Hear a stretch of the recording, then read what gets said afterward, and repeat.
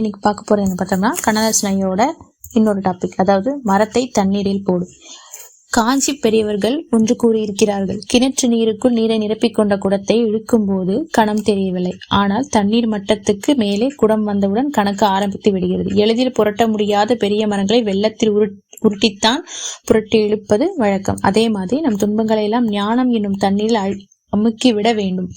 அப்போதும் துக்கம் கொஞ்சம் இருக்கத்தான் செய்யும், ஆனால் தண்ணீருக்குள் இருக்கிற குடம் மாதிரி துக்கம் பரம லேசாகிவிடும்.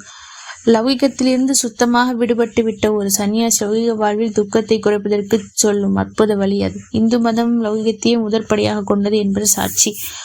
வாழ்க்கை பற்றிய சிக்கலில் மனதை ஈடுபடுத்தி கொண்டு குழப்பி தவிக்கும் கோடான கோடி மக்களுக்கு இந்து மதம் ஒரு ஆறுதல் அளிக்கிறது. சித்தம் தெளிவற்றிருந்தால் பிரம்மை பிடித்து விடுகிறது, அது தெளியும் போது ஞான ஒளி பெற்று விடுகிறது.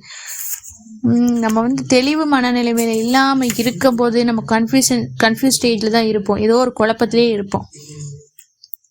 ஸோ அப்போ நம்ம அடுத்த எப்படி அதுல தெளிவா வந்த பிறகுதான் நமக்கு ஒரு முடிவு எடுக்க தெரியும். அடுத்த பாட்டில் பார்க்கலாம்.